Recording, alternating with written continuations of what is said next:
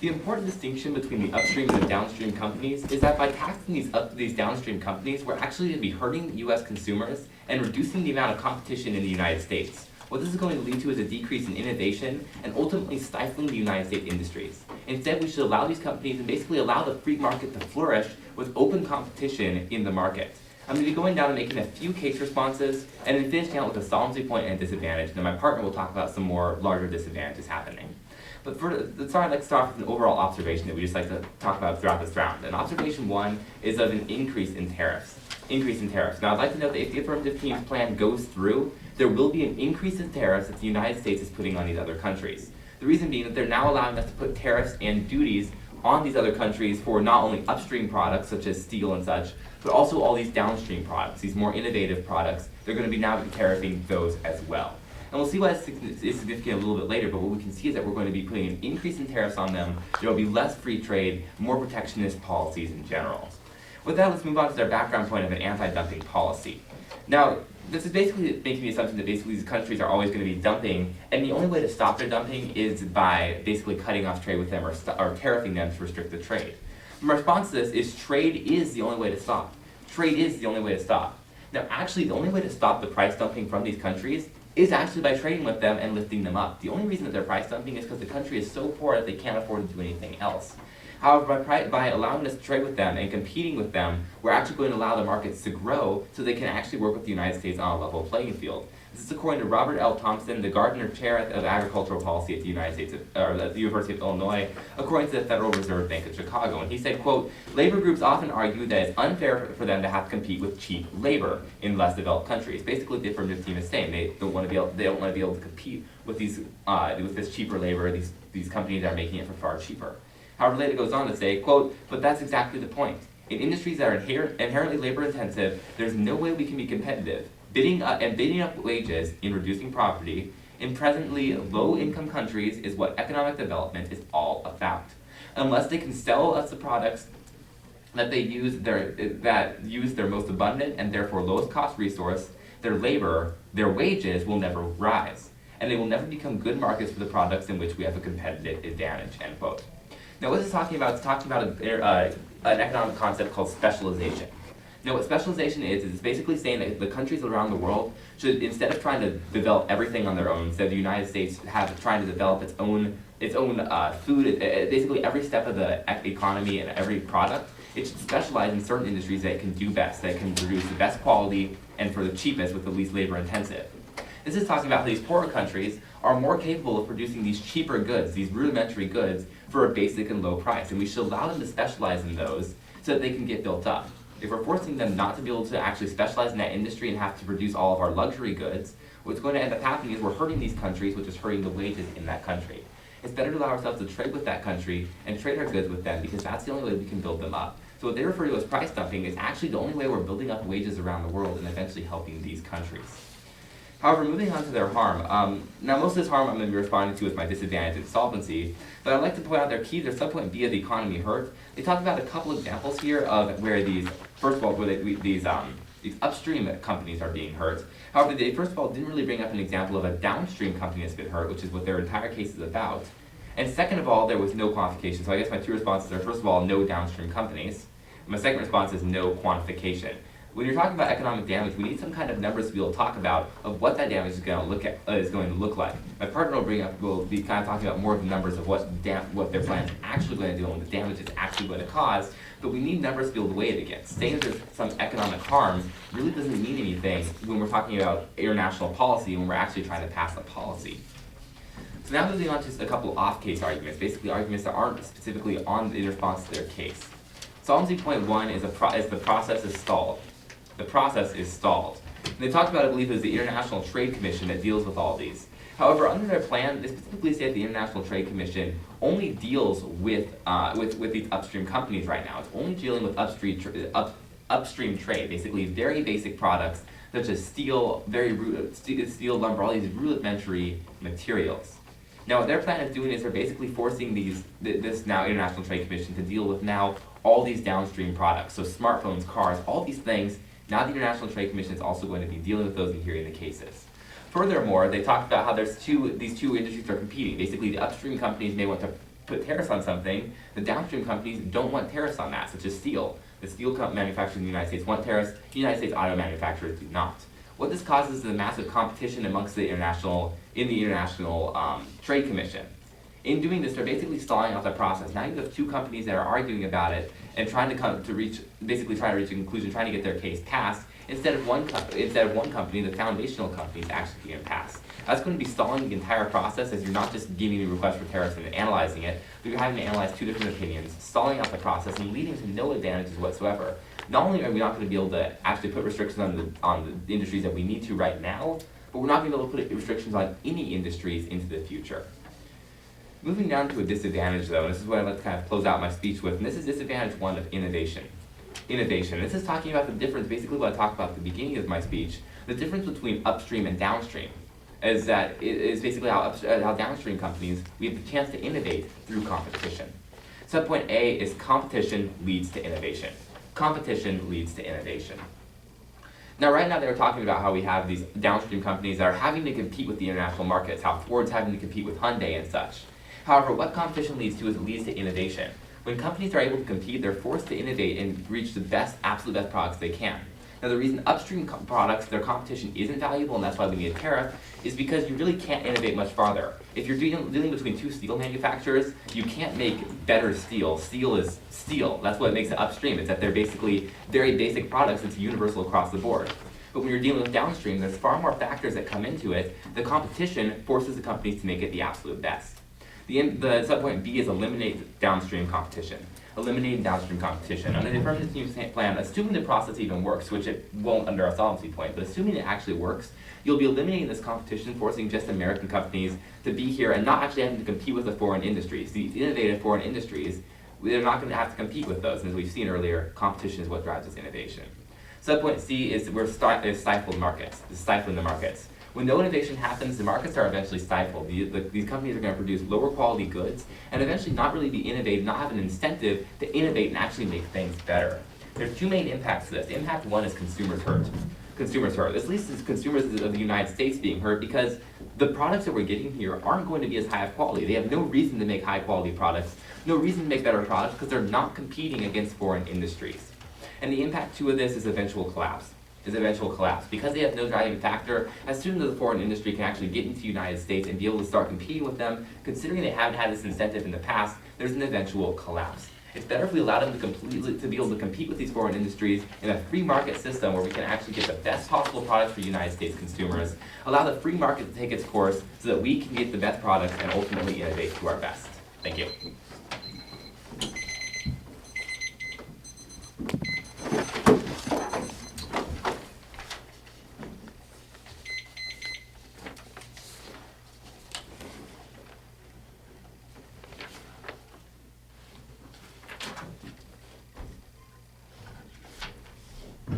First of all, how are you doing today?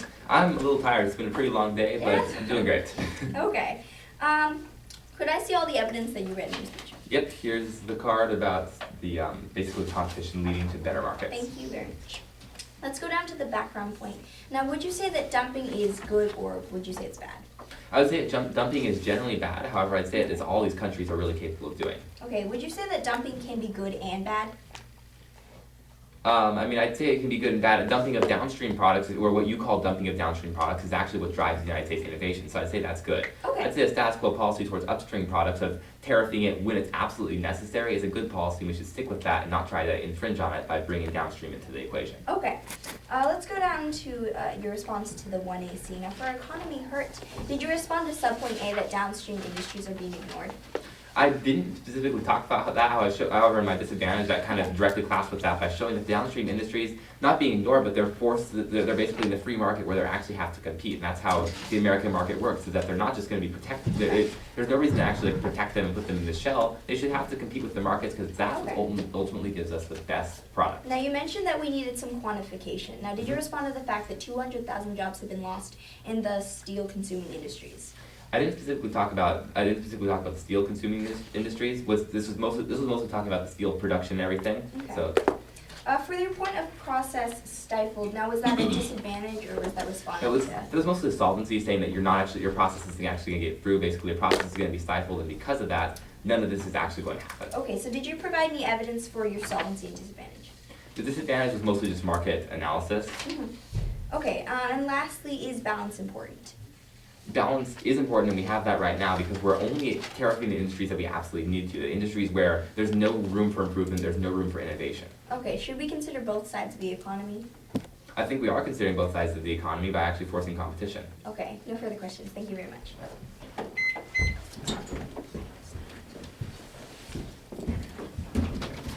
Starting affirmative prep time.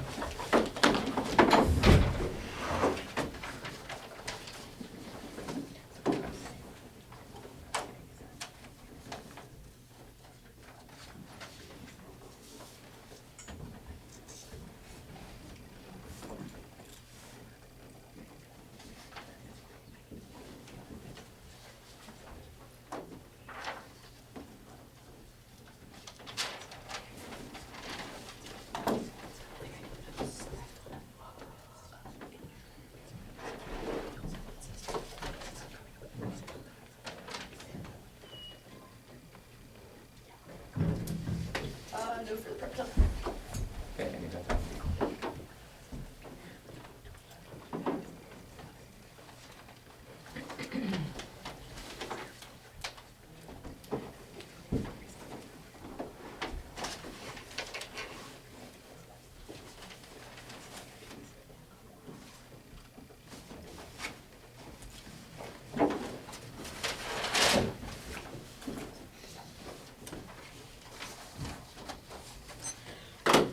In our previous speech by the negative team, we saw a lot of misconceptions about what our case actually plans to do. So in my speech, I will clear up the misconceptions that were brought about in the previous speech.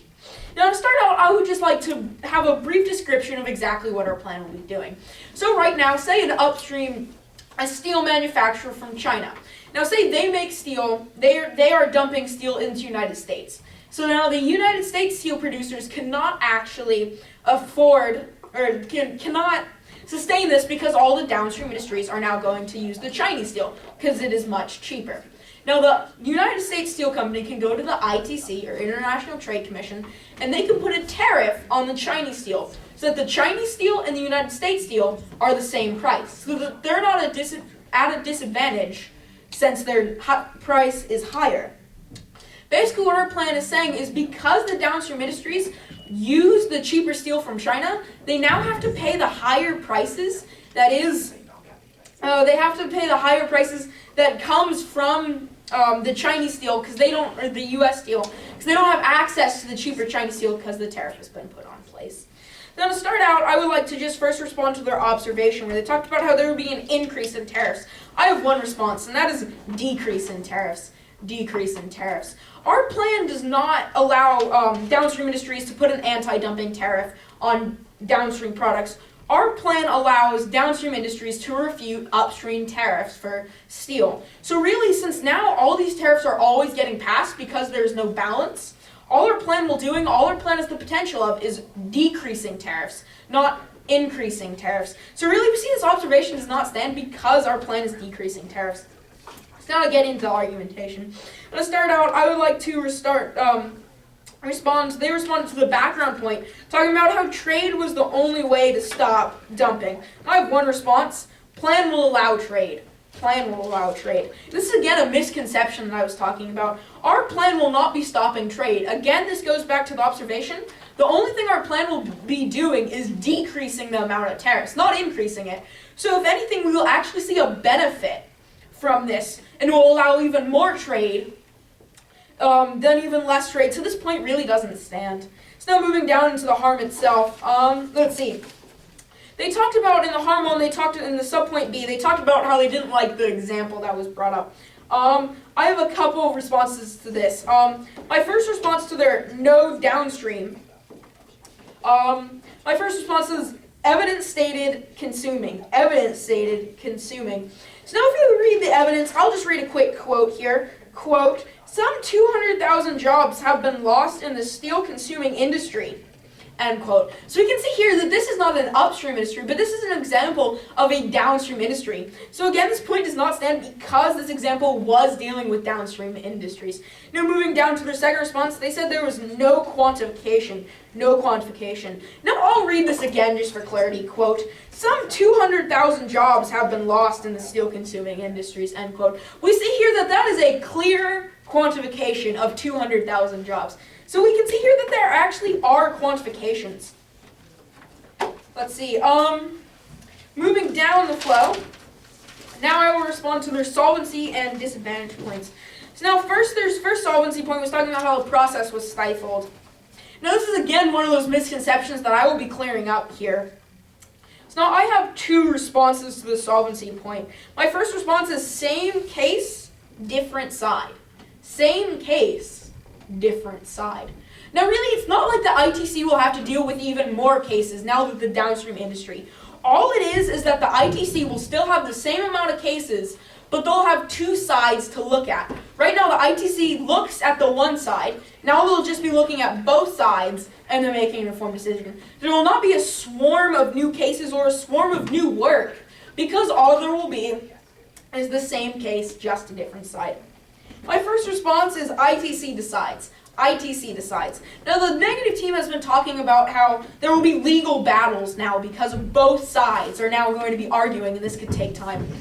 What I mean by this is that both sides will file a petition, the ITC will do an investigation, and they'll make the decision. There won't be people arguing. There will just be an investigation, and the ITC will decide.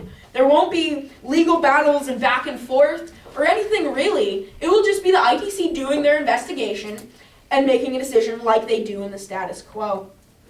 So now moving down into the disadvantage where they talked about innovation, I'm going to be responding to the subpoints here. Now subpoint A was competition leads innovation. My one response is plan improves competition. Plan improves competition. Like I talked about previously, all our plan will be possibly doing is decreasing tariffs, not increasing the amount of tariffs. So we see that our plan will actually be increasing innovation and competition, not the opposite. We can actually see that this is almost another advantage for our plan, because it will increase competition and innovation by the negative team's logic. So now moving down into subpoint B, they talked about how it eliminate downstream competition. I have two responses to this. My first response is doesn't change downstream competition. Doesn't change downstream competition. Sorry, that's a little bit of a long tag. Again, I previously talked about this. This is another misconception. All we're doing is this would not actually change the downstream competition. It would just allow the downstream to be able to stop these hurtful tariffs. Now my second response is makes competition easier. Makes competition easier. And the negative team has been talking about how competition is good and leads innovation. What our plan will be doing is our plan will be allowing these downstream industries to be able to get cheaper upstream goods, which will make it even easier for them to compete and will even lead to more innovation. So you can see again, this is almost an advantage. This will lead to even more innovation and easier competition for these downstream industries. It will really allow the downstream industries to prosper. And so now I would just like to read a couple real-world examples of exactly when this has happened and how this has happened. So the first example is from artificial sweetener from China. This is from the Center for Trade Policy Studies on May 31st, 2011. They said, quote, in 2003, on behalf of a sole domestic producer, anti-dumping duties were imposed on imports of the artificial sweetener saccharin from China. U.S. producers in these downstream industries accounted for $249 billion, yes, that is billion, in U.S. exports in 2010 and employed 1.9 million workers.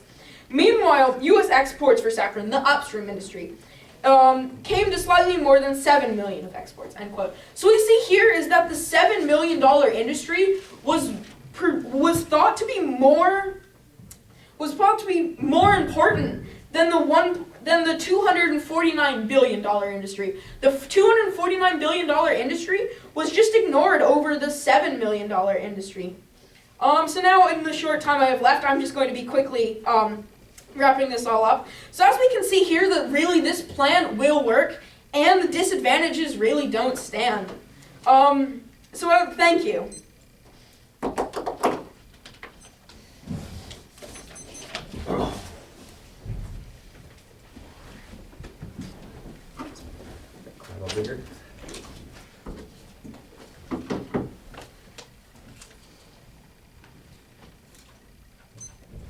Hey, I just got a couple questions for you. So first of all, you talked about how there's basically going to be, under the solvency, you said basically there's going to be one, same case, two different sides. Yes. Now, is two sides more than one side? I mean, really what we see here is really it won't be more than one side because all the ITC will be doing is the investigation they do always. And then they'll still Okay. be making the same call. So they're making the same exact investigation of whether it's illegal or not, and Well, I mean, they'll be doing an investigation of the harm to the economy and the upstream industry, and they'll Okay. also do it on the downstream industry now. wouldn't that then require downstream industry involvement? it will require downstream industry involvement. Okay. They'll do the exact same process. that Now, downstream are the industry does. upstream and downstream interests, like on the short-term interests, are they competing or are they the exact same? They will be competing. Okay, so we have two competing companies in this situation, Yes. right? Yes, but again, like I talked about previously, there won't be argumentation because it'll just be the ITC doing an investigation. Okay, can I see, did you read any evidence under here? Just, On the solvency point, yes. I did not read any evidence. Okay, now you talked about how the upstream, so just giving a theoretical situation, assuming an upstream industry in the United States is knocked out, let's say US Steel is completely gone, obviously that's not going to happen, but assuming it's completely gone, what's going to happen to a downstream US industry such as Ford? I mean, they can, like you said previously, this is very hypothetical and could never happen. Okay, But if that did happen, they could use the foreign products. okay, so they become dependent on foreign products. Yes, but again, this is hypothetical, and it's the Okay. United States. Another company would pop out. Okay, so if the United States, you're saying that if an upstream company in the United States gets damaged, these US companies will be dependent on foreign powers. Well, yes, of course, but then Okay. if it even gets damaged again, it's the United States. There will be a new company will pop up shortly. Okay, how would it pop up if the economy basically can't support this industry? I mean, we have a major US industry, like US Steel has been knocked out. How is it going to just pop up? I mean, again, in this hypothetical situation, it will be very hard for a very large industry like steel to even get knocked out in the first place. Okay, now you talked about, can I see the evidence you read about that sweetener? Yes. And you mentioned two industries here. You talked about, what were the two industries you were talking about? I was talking about the downstream and the upstream. They're both accounted against that one. Okay. So you were basically saying that we taxed, or we taxed, okay, great. So this was basically saying that the two industries were taxed, we taxed the upstream industry. What would have happened to the United States magnesium industry, I believe was what you were talking about, if we hadn't taxed it? I was actually talking about artificial sweetener. Oh, I was looking at the wrong card, okay. Okay, I think those are actually all my questions. Thank Okay. you.